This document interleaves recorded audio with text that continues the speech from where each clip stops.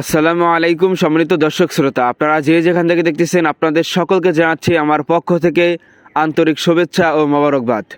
আলহামদুলিল্লাহ, আমি এখন রয়েছি সাতকৃষিতে।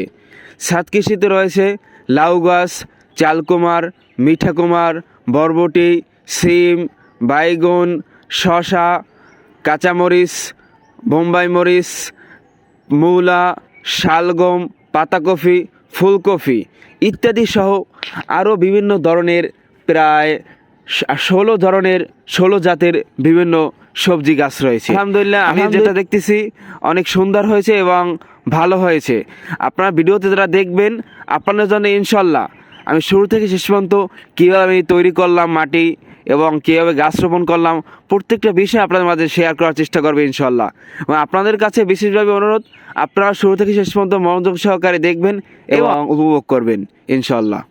আলহামদুলিল্লাহ, সবচেয়ে বড় আকর্ষণ হয়েছে সাতকৃষির ভিতরে লাউ গাছ অর্থাৎ কদু গাছ। এখানে আলহামদুলিল্লাহ অনেক লাউ ধরেছে এবং আরও ধরতেছে, অনেক করা রয়েছে। আলহামদুলিল্লাহ অনেক লাউ রয়েছে এখানে, আপনারা দেখতে পাচ্ছেন ছোট বড় মাঝারি অনেক লাউ রয়েছে। আলহামদুলিল্লাহ সবচেয়ে বেশি ফলন এবং বেশি প্রচেষ্টা সব দিক দিয়ে মনে তৃপ্তি এই লাউ গাছ দেখেই হয়েছে।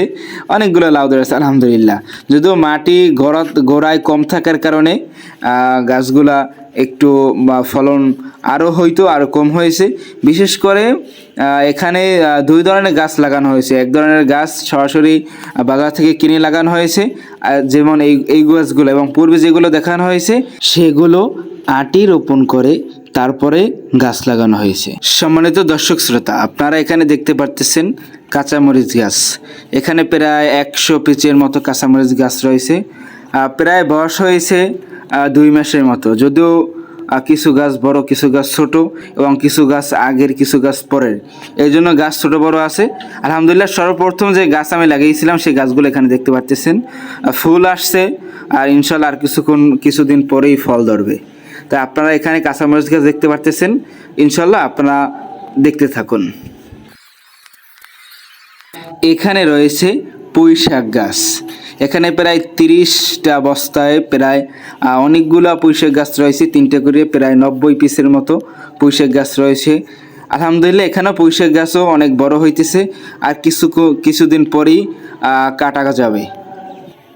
এখানে রয়েছে বোম্বাই মরিচ গাছ। এখানেও প্রায় 6টি গাছ এবং নিচেও আর কিছু গাছ আছে, সাইডে আর একটি ছাদ আছে, ওই ছাদে প্রায় 12 পিসের মতো প্রায় 12 পিসের মতো বোম্বাই মরিচ গাছ রয়েছে। এখানে রয়েছে পাতাকপি। এখানে প্রায় 80 পিচের মতো পাতাকপি রয়েছে। আলহামদুলিল্লাহ পাতাকপির ফলনও ভালো দেখতেছি। এখানে রয়েছে বাইগুন গাছ। এখানেও প্রায় 20-25 পিসের মতো বাইগুন গাছ রয়েছে। এখানে রয়েছে শসা গাছ, কিছুদিন পূর্বে লাগানো হয়েছে, এখন অনেক ছোট রয়েছে। আলহামদুলিল্লাহ সম্মানিত দর্শক শ্রোতা, আর একটি সবচেয়ে আকর্ষণীয় গাছ হলো এখানে এবং সবচেয়ে ভালো লাগার মতো সিম গাছ।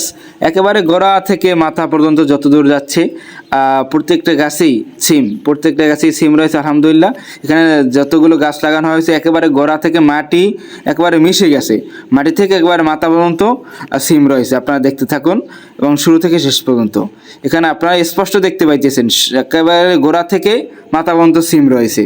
আমি গোড়া থেকে একেবারে মাথা পর্যন্ত আপনাদেরকে টেনে টেনে দেখাইতেছি, আপনারা দেখতে থাকুন, দেখুন, এবং শেষ পর্যন্ত এবং মাথার শেষ পর্যন্ত সিম রয়েছে। এখানে সামান্য কিছু ফুলকপি গাছ রয়েছে, পরীক্ষামূলক লাগানো হয়েছে। যদি ফলন ভালো হয় তাহলে ইনশাল্লাহ নেক্সট টাইমে লাগানো যাবে। এখানে শালগম গাছ রয়েছে প্রায় 80 পিসের মতো। আলহামদুলিল্লাহ আপনারা দেখতে পাবেন। এখানে রয়েছে মিঠাকুমার গাছ, যদিও মিঠাকুমার মাটি অনেক বেশি প্রয়োজন হয়, এই জন্য ফলন কম হয়েছে, তারপরও কুমার ধরেছে। আপনারা এখানে দেখতে পাবেন চালকুমার গাছ। আলহামদুলিল্লাহ এখানেও চালকুমারের অনেক ফুল এবং অনেক কড়া ধরেছে, কড়াই বেশি একেবারে গোড়া থেকে দেখতে পাবেন আপনারা, প্রত্যেকটা ডগাতে অর্থাৎ প্রত্যেকটা পাতার গোড়া থেকে কড়া ধরেছে। আলহামদুলিল্লাহ আমি বিশ্বাস করি ইনশাল্লাহ এখানেও অনেক চালকুমার ধরবে, তখন আপনাদেরকে আমি ভিডিও আকারে দেখাবো বা ছবি তুলে দেখাবো ইনশাল্লাহ। আপনারা এখানে দেখতে থাকুন।